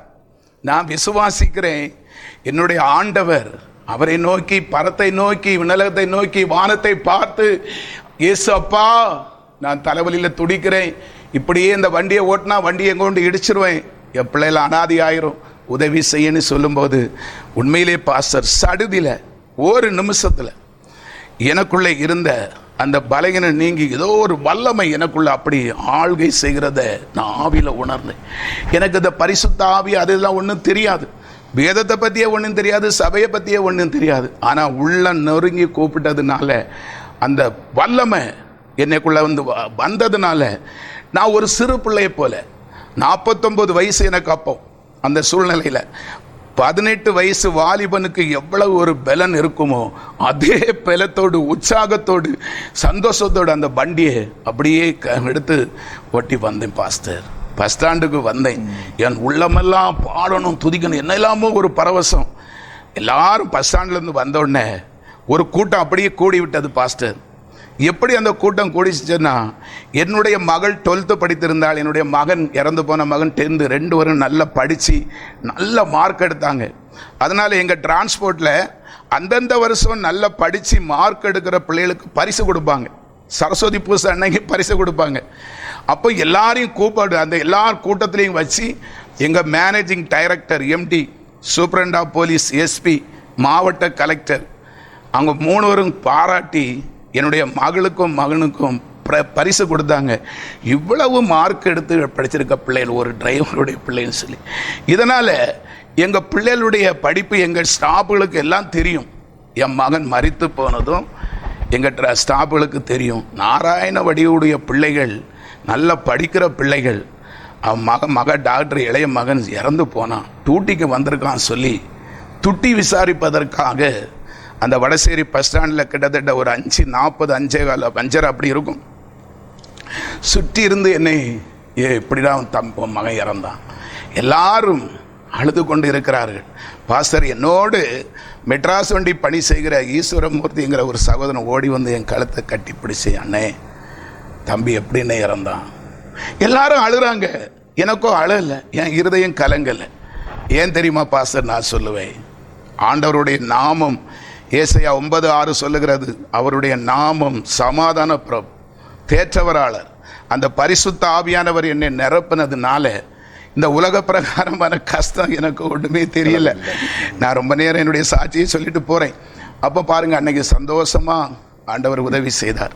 என்னுடைய வாழ்க்கையில் 3 மிராக்கள், அவர் மறக்க முடியாத மிராக்களை கர்த்தர் செய்திருக்கிறார். ஒரு பகுதி இது. 2வது பகுதி என்ன சொல்ல, சின்ன சின்ன காரியம் அதெல்லாம் விட்டுட்டு 2வது ஒரு முக்கியமான மிராக்கள், அது கண்டிப்பாக நம்ம சொல்ல வேண்டியது. என்னுடைய சகோதரி எனக்கு உதவி செய்யும்படியாக எங்கள் வீட்டில் தங்கியிருந்தார்கள். ஏற்கனவே சகோதரியுடைய சரீரம் குச்சி போன சகோதரம். என்னுடைய மகன் மரித்த அன்னைக்கு என்னுடைய சகோதரி அந்த விக்கிர போட்டெல்லாம் அதை உடைச்சி எரிஞ்சிட்டாங்க. இதை எங்கள் ஊர் ஜனங்கள்லாம் பார்த்து கொண்டு இருந்தார்கள். சரி, இப்படி நடந்தது. நான் கொஞ்சம் ஆண்டவர்களை தேட்டப்பட்டு சென்னை பட்டணத்துக்கு டியூட்டிக்கு போய்விட்டேன் ஒரு திங்கக்கிழமை. அடுத்த நாள் என்னுடைய சகோதரி செவ்வாய்க்கிழமை என்னுடைய பிள்ளைகளுக்கு உதவி செய்யும்படி கடைக்கு போகும்போது 4 ரோடு, அருகு வேலை, வாத்தியார் வேலை, பள்ளி வேலை, அந்த சிபிஎஸ் 4 ரோடு சந்திக்கிற இடத்துல திரளான ஜனங்கள் கூடுகிற இடத்துல யாரோ ஒருவர் அவளை தள்ளி விட்டது போல உணர்வு. அந்த இடத்துல சகோதரி விழுந்து விட்டாள். விழுந்து ஒரு வலது கை ஒடிஞ்சி ப்ரெஷர் தலைக்கு ஏறி மூளை சாவு என்கிற நோயில் பாதிக்கப்பட்டு அந்த இடத்துல அப்படியே விழுந்துட்டாங்க. அப்போ எல்லாரும் வந்து கூடி பார்த்துருக்காங்க. எங்கள் ஊர் ஜனங்கள் அநேக விக்கிர ஆராதனை செய்கிறவர்கள். அவர்களுக்கு என்னென்னா ஒரு சந்தோஷமாக இருந்திருக்கிறது. நம்முடைய தெய்வத்தை எரிச்சவள் உடைச்சவள் இப்போ நம்முடைய கால் மாட்டுக்கு முன்னாலே செத்து கிடக்கிறான்னு சொல்லி அவங்களுக்கு ரொம்ப சந்தோஷமானால எப்படியோ ஆஸ்பத்திரியில் கொண்டு போயிருக்காங்க. அந்த டாக்டரும் அதுக்கு போல் சொல்லிவிட்டார். அந்த டாக்டர், நான் இன்னைக்கு நான் அந்த சாட்சி சொல்கிறேன், அவரும் சாட்சி சொல்லுவார் அந்த சம்பவத்தை குறித்து. அவருக்கு ஆஸ்பத்திரி கொண்டு போயிருக்காங்க. அவர் சொல்லியிருக்கிறார், இந்த சகோதரிக்கு மூளை சாவு என்கிற நோயில் பிடிக்கப்பட்டிருக்காங்க, கோமாவில் போயிட்டாங்க, இவங்க பிழைக்க மாட்டாங்க, அடுத்த நாள் மறித்து போவாங்கன்னு சொல்லி ஒப்பினிங். இது எனக்கு தெரியாது. நான் சென்னையில் இருக்கிறேன். ஊருக்கெல்லாம் ரொம்ப சந்தோஷம். அப்போ அந்த ஊரில் ஒரு தீர்மானம் போட்டதாக கேள்விப்பட்டேன். நம்முடைய தெய்வத்தை எரிச்சவளை பழி வாங்கி விட்டது, இவன் நாளைக்கு சாக போறா, நாளைக்கு ஒருவர் வேலைக்கு போகக்கூடாது, அதை சந்தோஷமாக கொண்டாடணும்னு சொல்லி அவர்கள் ஒரு தீர்மானம் போட்டு அடுத்த நாள் நான் மெட்ராஸ்லேருந்து செவ்வாய்க்கிழமை டியூட்டி எடுத்து புதன்கிழமை இங்கே வந்து காலைல 9 மணிக்கு வண்டியை ராணித்தோட்டம் டிப்போவில் செட் அவுட் பண்ணிக்கிட்டு எங்கள் வீட்டு பக்கத்தில் வருகிறேன். வீட்டுக்கு முன்னால் பயங்கரமான கூட்டம். எனக்கு ஒன்றுமே, ரோடு சைடு வீடு, எல்லாரும் ஆளுக்கு ஒன்றா சொல்லி பரியாசம் பண்ணிகிட்டே இருந்தாங்க. உண்மையிலே பாஸ்டர் எனக்கு மிகுந்த வேதனையாக இருந்தது. அப்போ என்னுடைய மனைவி சொன்னால், இப்படி பார்த்துடுங்க அக்கா, மைனி கீழே விழுந்துட்டாங்க, நேற்று ப்ரெஷர், அவங்க பிழைக்க மாட்டேன்னு சொல்கிறாங்க, சொந்தக்காரங்கெல்லாம் வந்துட்டு இருக்காங்க, அன்னைக்கு மத்தியானம் 2 மணிக்கு இறந்து போவாங்க. உண்மையிலே பாஸ்டர், நான் ஒரு கொடூரமான இருதயம் உள்ளவன். கிறிஸ்துவ நிமித்தம் அவரை நான் ரொம்ப மறுதளித்தேன், அவரை திட்டினேன். ஆனால் அவர் எனக்கு செய்த அன்பை என்னால் மறக்க முடியல. அது என் ரத்தத்தோடு ஊறி போய் இருந்தது. அப்போ எல்லாரும் என்ன சொல்லுகிறார்கள், நீ இந்த இயேசுவிடத்தில் போனதுனால தான் உனக்கு இந்த நிலைமை. எனக்கு அந்த முன்னோர்கள், என்னுடைய சொந்தக்காரங்க, சுட்டு வட்டார ஜனங்க எல்லாரும் அதே சொல்றாங்க. நம்ம தெய்வத்தை நீ எரிக்கலாமா, உடைக்கலாமா? உன் சகோதரி உடைச்சா இன்னைக்கு என்ன பாரு, உன் குடலை பிடுங்கிறோம். நீ செய்த தவறு, தாழை விழுந்து நீ எரிச்சு உடைச்சி தோட்டத்தில் போட்டு இருக்கிற போட்டோவெல்லாம் எடுத்து கொண்டு வச்சு கழுவி தாழை உழு, இல்லைன்னா உன் உயிரை வாங்கிடும், குடும்பத்தை அழிச்சிடும்னு சொன்னாங்க. ஆனால் எனக்கும் ஒருவேளை கிறிஸ்தவங்களாக இருக்கிறவங்களுக்கு ஒரு நெகட்டிவான சிந்தனை வரும்.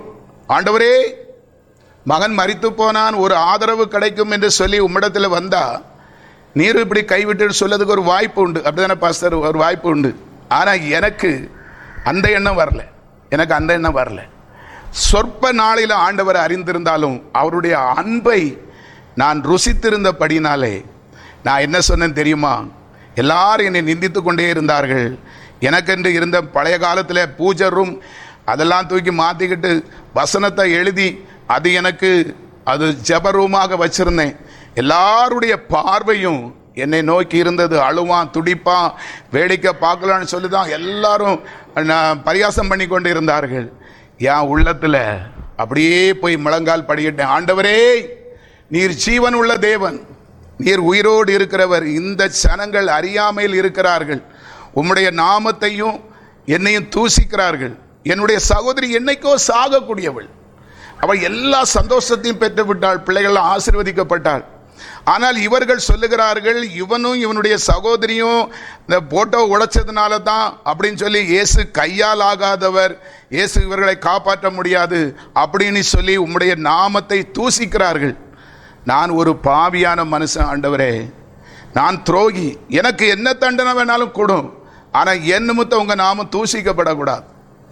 என் நிமித்தம் உங்கள் நாமம் தூசிக்கப்பட்டா நான் செத்து போவேன் ஆண்டவரே அப்படின்னு சொல்லி தான் பாஸ்டர் ஒரு 5 நிமிஷம் ஜெபம் ஆண்டவர் என்னோடு பேசினார். உண்மையிலே பாஸ்டர் எனக்கு இன்னைக்கு அவர் பேசுகிறது வசனத்தின் மூலமாக தான் அதிகமாக பேசுவார். வசனம் வேதம் தெளிவாக சொல்லுகிறது. வெளிப்படுத்தின விசேஷம் 12வது அதிகாரம் 11வது வசனம், ஆட்டுக்குட்டியானவருடைய இரத்தத்தினாலும் சாட்சியின் வசனத்தினாலும் உலகத்தை பிசாசை ஜெயித்தவர்கள். நான் கர்த்தருடைய கிருபையினால சொல்லுகிறேன், பெருமைக்காக இல்லை. எந்த இடத்துல நான் பிரசங்கம் பண்ணினாலும் என்னுடைய சாட்சி நான் சொல்லும்போது அந்த வசனத்தோடு ஆண்டவர் எனக்கு பேச கிருபை கொடுத்திருக்கிறார். நான் ஒன்றும் பைபிள் கிளாஸ் போனது கிடையாது, பைபிள் கிளாஸ் படித்தது கிடையாது. அன்னைக்கும் ஆண்டவர் என்னோடு பேசினார். 2வது காரியம், பைபிளில் முதலாவது பேசுவார், 2வது தரிசனங்கள் தருவார், அது என்னைக்காவது ஒரு நாள் இருக்கும். 3வது சமாதானத்தை கொடுப்பார். நான் யாருக்காவது பிரயாசப்பட்டு உள்ளத்தில் ஆவில அழுது நெருங்கி ஜெபம் பண்ணுனா ஆண்டவர் என்னோடு பேசுகிறது, தெய்வீக சமாதானம் எனக்குள்ளே இறங்கும். அன்னைக்கு பாருங்க, 5 நிமிஷம் ஜெபம், எல்லாரும் ஒரே கூடி என்னையே பார்த்துட்டு இருக்காங்க, என்னடா இவன் அங்கே போய் என்னவோ பண்ணுறான் அப்படின்னு சொல்லி. 5 நிமிஷம் பாஸ்டர், 5 நிமிஷம் என் ஆண்டவர் எனக்கு தெய்வீக சமாதானத்தை கொடுத்தார். எனக்கு புரிந்து விட்டது. நான் என்ன சொல்லி ஜெபம் பண்ணேன்னு தெரியுமா? ஒரு சங்கீத வசனம், அது சொல்ல நேரம் இல்லை. சங்கீதம் 35:26 எனக்குண்டான ஆபத்துக்காக என்னை நோக்கி பரிகாசம் பண்ணுகிறவர்கள் வெக்கப்பட்டு நாணி கூனி குறிக்க போக செய்யும். ஆண்டவரே, விக்கிரகத்துக்கு அடிமைப்பட்டு இருக்கிற இந்த சனங்கள் உம்முடைய மகத்துவத்தை இன்னைக்கு காணணும். நீர் சர்வ வல்லவர் என்பதை அறியணும். என் சகோதரி உயிரோடு வரணும். இந்த இடத்துல நீர் ஒரு அற்புதம் செய்யணும். என் சகோதரி 1 வருஷம் கழிச்சு தான் பரவாயில்ல, இன்னைக்கு வரணும். இதுதான் என்னுடைய ஜெபம். ஆண்டவர் எனக்கு சமாதானம் மூலமாக பேசினார். சந்தோஷமாக வெளியே வந்தேன். எனக்கு நிம்மதியாக இருந்தது. என் மனைவியை கூப்பிட்டு மிகவும் பசியாக இருந்தது. நைட்டு முழுவதும் வண்டி ஓட்டினேன். கனவு, நான் ரொம்ப பசியாக இருக்கிறேன், எனக்கு ஒரு கிளாஸ் காப்பி தானே கேட்டேன். எல்லாரும் சிரித்தார்கள், எல்லாரும் சிரித்தார்கள். ஒரு மூதாட்டி சொன்னா, இன்னாருடைய மகன், எங்கள் அப்பாவுடைய பேரை சொல்லி, இன்னாருடைய மகனுக்கு பைத்தியம் பிடித்து விட்டது. அதுக்கு காரணம் நான் சொன்னேன், கனகம் ஒரு கிளாஸ் காப்பி தான், அக்கா எந்த ஆஸ்பத்திரியில் இருக்கா, நான் கூட்டிக்கிட்டு வாரேன்னு சொன்னேன். கூட்டிகிட்டு வரேன், இதான் என்னுடைய விசுவாசம். என் தேவன் என் சகோதரி எழுப்பார், அவர் என்னோடு பேசிவிட்டார், அவரை உயிரோடு நான் கூட்டிட்டு வரேன். அந்த மூதாட்டி எல்லாரும் சிரிச்சாங்க. எங்கள் அப்பாவுக்கு பேர சொல்லி, நாராயண வடிவு திரைவைநாடார் மகனுக்கு பைத்தியம் பிடித்து விட்டது. அவன் தான் என்ன செய்வான், சும்மா இருந்த அம்மா இறந்து போய் 6 மாதம் ஆகலை, சும்மா இருந்த பையனும் செத்து போனான், சகோதரியும் சாக போறா, அப்படிதான் பரியாசம் பண்ணார். அன்பானவர்களே, ஒருவேளை இந்த வீடியோ நீங்க கேட்டுக்கொண்டு இருக்கலாம். ஆண்டவராகிய இயேசு கிறிஸ்துவையும் அப்படிதான் ஒரு நாள் பரியாசம் பண்ணினார்கள். யாவீருடைய மகளை ஆண்டவர் எழுப்ப போகிறார். அந்த மகள் மரித்து போனாள். ஏன் அழுகிறீர்கள், அவள் தூங்குறாள், எழுப்ப போறேன்னு ஆண்டவர் சொன்னார். அப்போ ஆண்டவராகிய இயேசு கிறிஸ்துவை எல்லாரும் பரியாசம் பண்ணினார்கள். அவர் செத்து போனா இவர் எழுப்ப போறாரான்னு சொல்லி. அந்த மாதிரி சூழ்நிலையிலும் ஆண்டவர், நான் விசுவாசத்தோடு சொன்னேன், பிரியமானவர்களே, அப்படியாக ஒரு கிளாஸ் காப்பியும் குடிச்சிட்டு அந்த ஆஸ்பத்திரி எங்கள் வீட்டுக்கோ அந்த தெரு கடைசியில் அவர் முன்னால், இப்போ அவர் நாங்கள் அடையாளம் கேட்டால் நான் கரெக்டாக சொல்லுவேன். இப்போ எங்கள் வீட்டிலேருந்து ஒரு 2 பரலாங்க அந்த பக்கம் பெரிய ஆஸ்பத்திரி போய்ட்டு ரொம்ப ஃபேமஸ். அந்த 2006 எங்கள் வீட்டு லாஸ்ட்டில் ஒரு வீடை லீஸுக்கு எடுத்து அதெல்லாம் அவர் ஓப்பி வைத்திருந்தார். அங்கே தான் என் மகளை என்னுடைய சகோதரியை அட்மிட் பண்ணியிருந்தது. அங்கே போனேன். அங்கே போய் பார்த்தா அவர் ஓபியில் இருந்தார். என் மகளும் டாக்டராக இருக்கிறபடினால அவர் சந்தோஷமாக, வாங்க பிரதர், உங்கள் சகோதரி இங்கே தான் அட்மிட் பண்ணியிருக்கோம், அவர்கள் பிழைக்க மாட்டார்கள் என்று சொன்னார்கள்.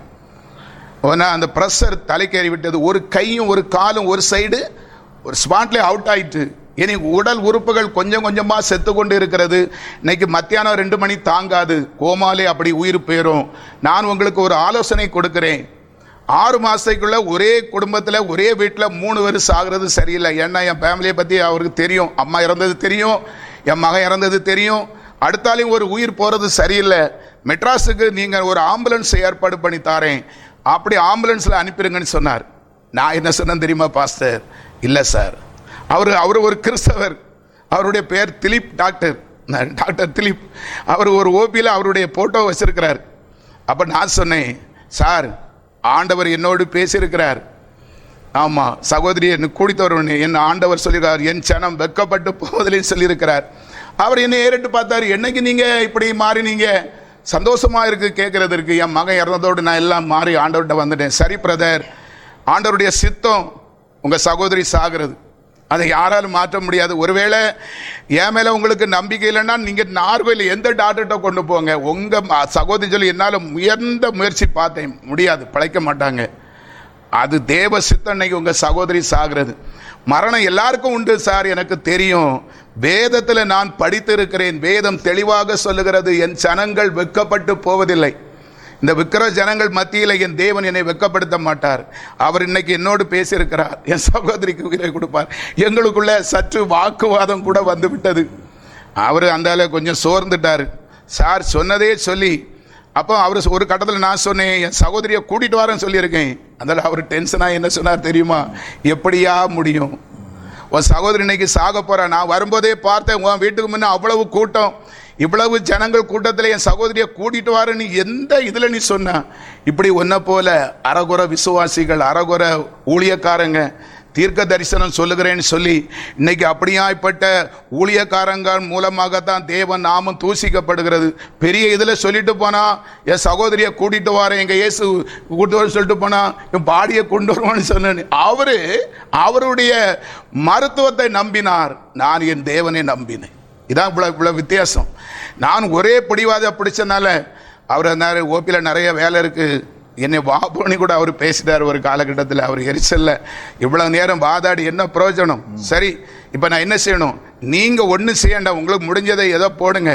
ஒன்றும் செய்ய முடியாது, உன் தலையெழுத்தை மாற்ற முடியாது. தலைக்கு MRI ஸ்கேன் வேணால் எடுத்து பார்ப்போம் அப்படின்னு சொல்லி ஒரு 10,000 ரூபா கொண்டு வந்தார். கையில் ஒரு பைசா கிடையாது. நான் டிரான்ஸ்போர்ட் வேலையை நம்பி இருக்கிறவன். அப்போ அது உண்மையிலே பாஸ்டர், என் தேவனை நான் ஜெபிக்கிறதெல்லாம் வைராக்கிய ஜெபம், பிடிவாத ஜெபம். நீர் என்னை ஆசீர்வதிக்கணும், யாக்கோபு ஜெபித்தது போல ஜெபிப்பேன். எங்கள் வீட்டுக்கும் ஆஸ்பத்திரிக்கும் 200 அடி. என் சகோதரியை கூட பார்க்கல. 10,000 ரூபாய்க்கு என்ன செய்யணும்? கையில் வீட்டில் கொடுத்தா தானே இருக்கும். அப்படியே நான் ஜெபம் பண்ணிகிட்டே போனேன். ஆண்டவரே, எனக்கு தெரியாதுப்பா, நீங்கள் என் சகோதரிக்கு உயிரை கொடுப்பேன்னு சொல்லியிருக்கீங்க, எனக்கு ரூபா நீங்கள் தான் தரணும். என் தேவன், நான் வீட்டுக்கிட்ட நெருங்கி போச்சுல ஒரு சகோதரி, பேபி என்கிற சகோதரி, வட்டிக்கு கொடுக்குற சகோதரி தான். அவர்கள் கேட்டார்கள், தம்பி அக்கா சோமில்லன்னு கேள்விப்பட்டேன், பணம் ஏதாவது வேணுமா? ஆண்டவர் வலியை கொண்டு வந்தார். ஆமாக்கா, ஒரு 10,000 ரூபா குடத்தை பார்த்துக்கன்னு சொல்லி அவங்க வீட்டில் போய் எடுத்துகிட்டு வந்தாங்க. பிரியமானவர்களை, மறுபடியும் ஆஸ்பத்திரிக்கு போனேன். அங்கே போனால் என்னுடைய சகோதரி வெட்டி போட்ட கொடி போல, காஞ்சி போன வாழைத்தண்டு போல அப்படியே செத்து ஆணி வாய்ப்பிழந்து உணர்வற்று கிடக்கிறார். அது ஒரு 2வது மாடி. அவர் பின்னால் வர்றதுக்கு ஒரு ட்ராக் மாதிரி போட்டு விட்டுருந்தார். அப்படியே பாடி தான் அது.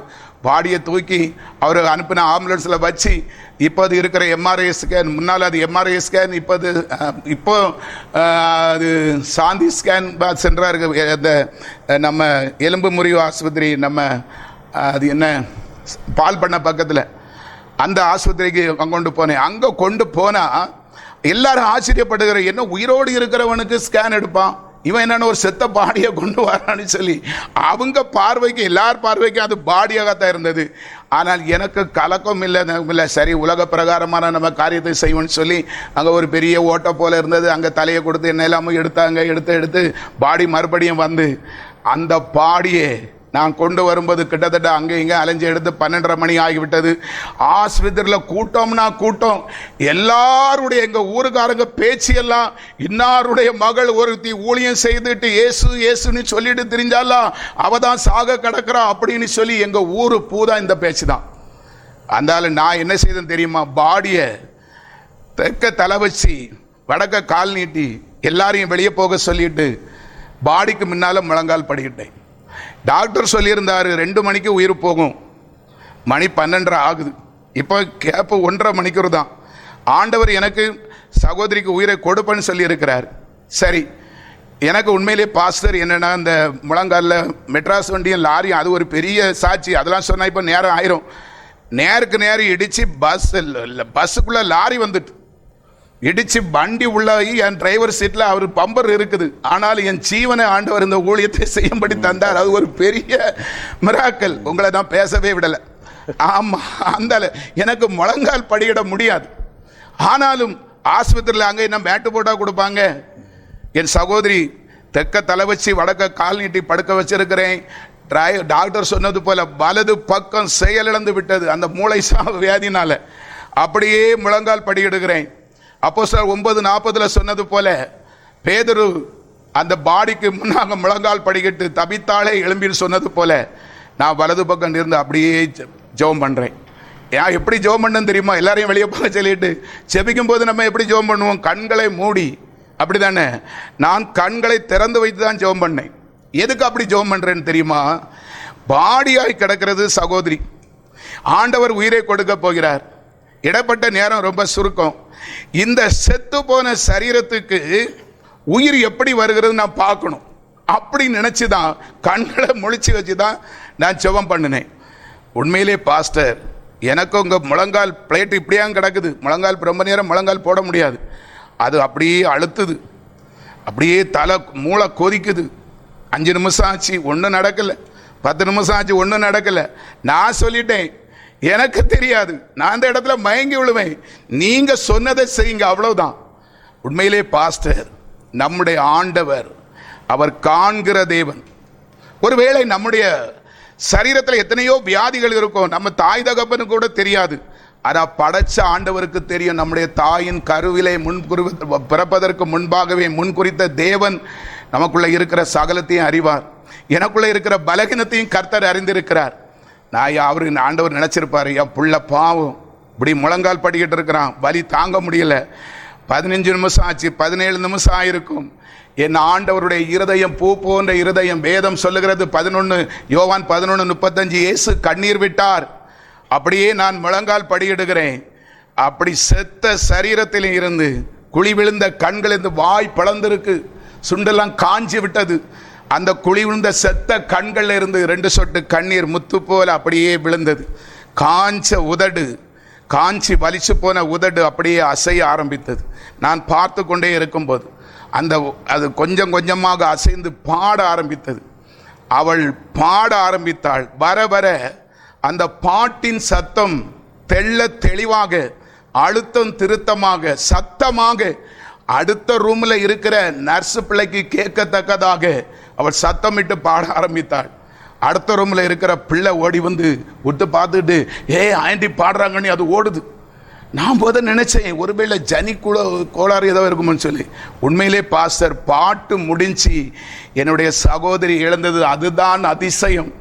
வேதத்தில் 2020 ஆண்டுகளுக்கு முன்பாக ஆண்டவர் மரித்தவரை எழுப்பினார், குருடர்களை பார்க்க செய்தார், முடவர்களை நடக்க செய்தார். அதே ஆண்டவர் இன்னைக்கு உயிரோடு இருக்கிறார். ஒரு அற்பமான மனுஷன், எந்த தகுதி இல்லாதவன் நான். பேதுரு ஜெபிக்கும் போது தபித்தாளே எழும்புன்னு சொன்னா உயிரோடு எழும்பினார். அதே போல என்னுடைய சகோதரி, அந்த பாட்டு சத்தம் முடிந்து அவ எப்படி எழும்பினா தெரியுமா? டாக்டர் சொல்லியிருந்தார், வலது கையும் வலது காலும் செயலிழந்து விட்டது, விழுந்து போன கை கால். அந்த தெற்க தலை வச்சு வடக்க கால் நீட்டி படுத்திருக்கா, நான் வலது பக்கம் இருக்கிறேன். அவ எப்படி எழுந்த பொசிஷன் என்ன தெரியுமா? செத்து போன கால்களை அகல வீசி, ஒரு மனுஷர் உறக்கத்தில் விழுந்து எழும்புகிறது போல அந்த காலை அகல வீசி துடிச்சு எழும்பி உட்கார்ந்தா. ஒரு அல்லேலூயா நம்ம சொல்லலாம். அல்லேலூயா.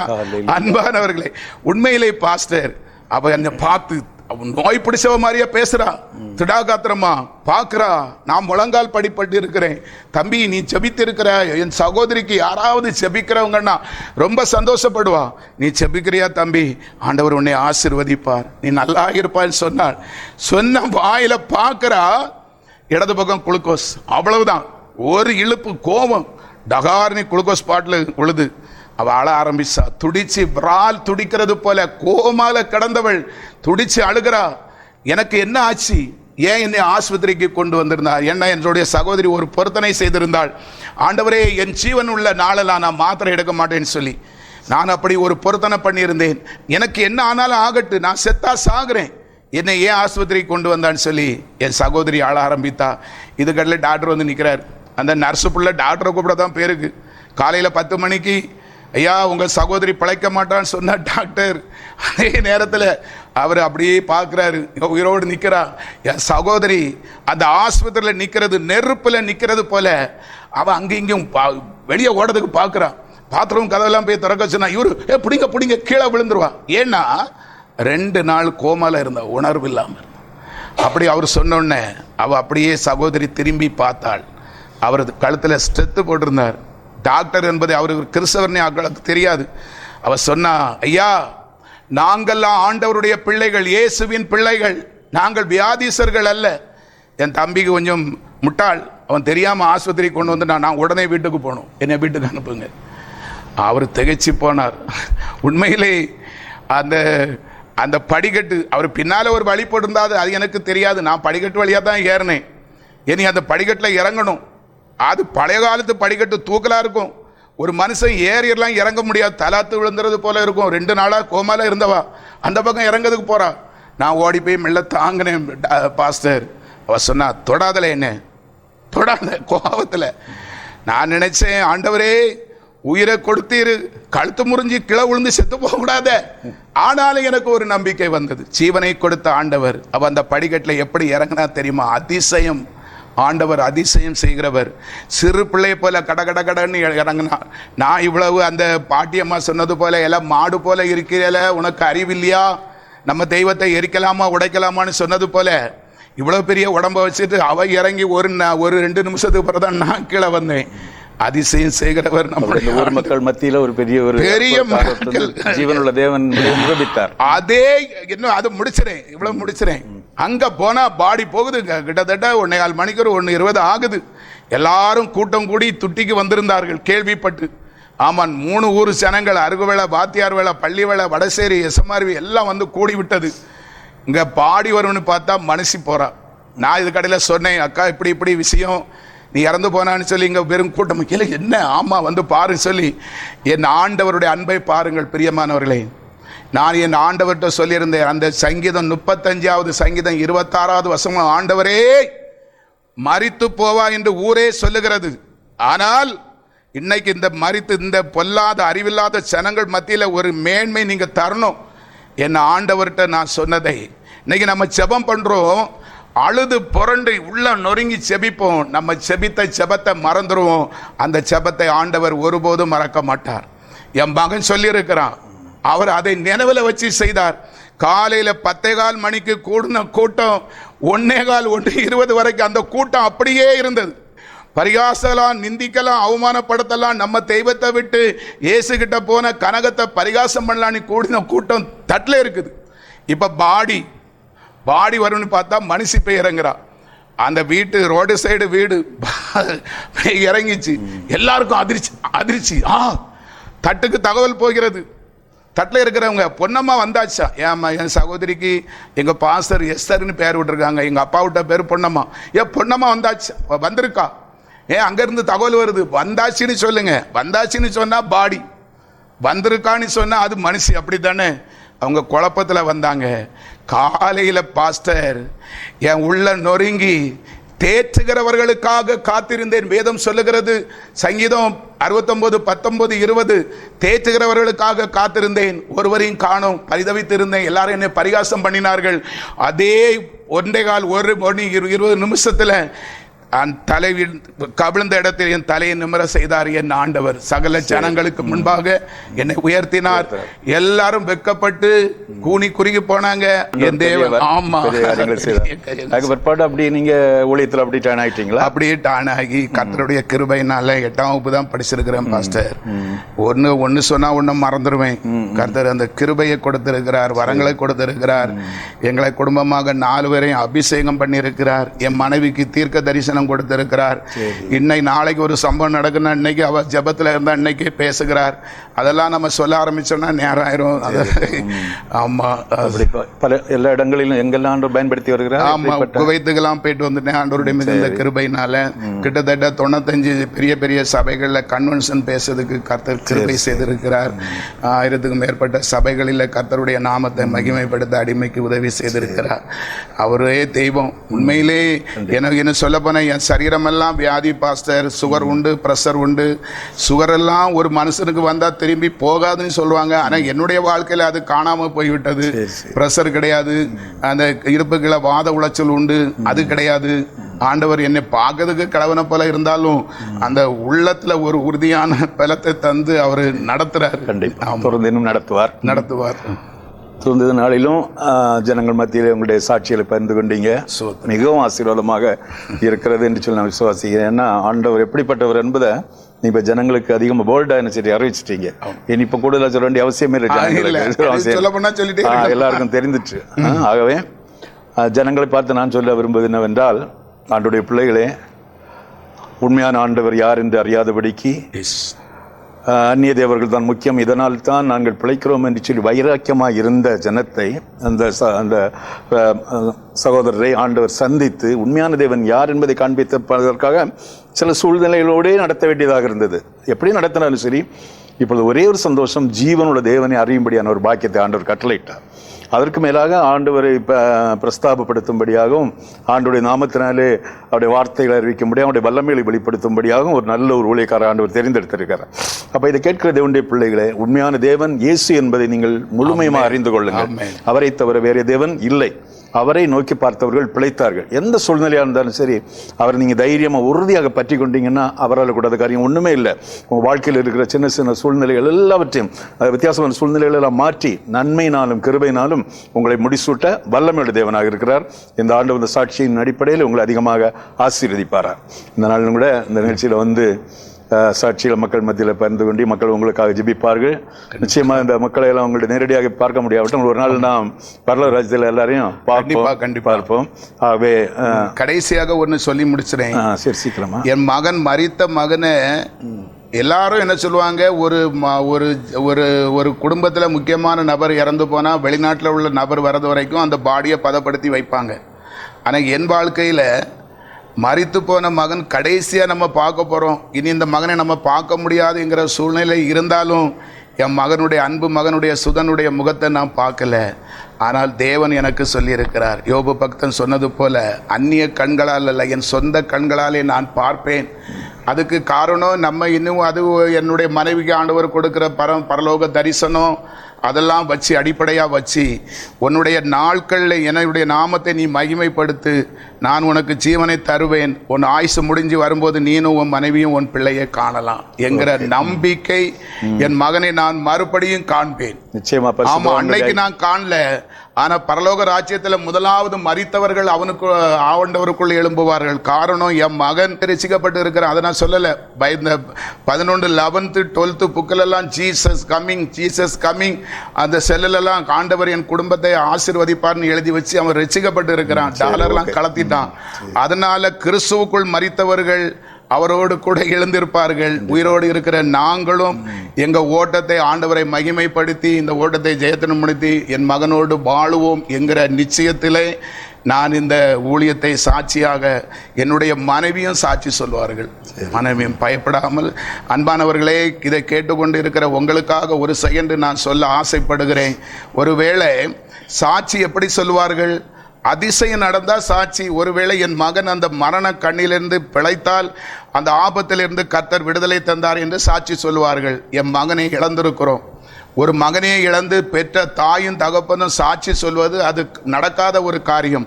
ஆனால் ஆண்டவராகிய இயேசு கிறிஸ்து அவர் உயிரோடு இருந்து எங்களுக்குள்ளே நடத்துகிறபடினாலே இன்னைக்கு பயப்படாமலும் கலங்காமலும் அழாமலும் அந்த ஆண்டவரை நாங்கள் மகிமைப்படுத்துகிறோம். இதே ஆண்டவர் எல்லாத்துக்கும் நன்மை செய்கிற ஆண்டவர், பச்சைபாதம் பார்க்காத ஆண்டவர். நிச்சயமா உங்களுக்கு ஒரு எந்த நெருக்கத்தில் இருந்து ஆண்டவரை நோக்கி கூப்பிடுறீங்களோ உங்களுக்கு அதை செய்வார் என்று இயேசுவின் நாமத்திலே நான் உங்களுக்கு சொல்லிவிடுவேன். மிகவும் சந்தோஷம். இந்த சாட்சிகள் மூலமாக ஆண்டவருடைய நாம் மகிமைப்பட்டது. ஆண்டவர் உங்களை அதிகமாக ஆசீர்வதிப்பார். உங்கள் ஊழியங்களை வர்த்திக்க பண்ணுவாராக, பெரிய காரியங்களை செய்வார். God bless you. God bless you. God bless you. God bless you.